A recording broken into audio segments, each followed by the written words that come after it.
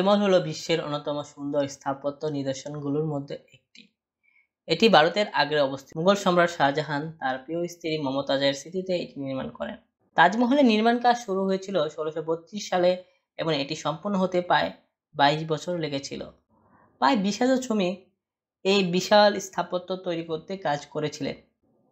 তাজমহল সাদা মার্বেল পাথরে তৈরি, যা সূর্যের আলোয় উজ্জ্বল হয়। এর চার কোণে ৪টি সুউচ্চ মিনার রয়েছে। মূল গম্বুজটি অত্যাধিক নান্দনিক এবং এর চারপাশে ফোয়ারা ও বাগান রয়েছে।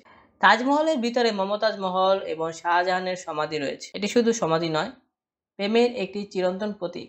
তাজমহল দেখতে প্রতি বছর লক্ষ লক্ষ পর্যটক আসেন।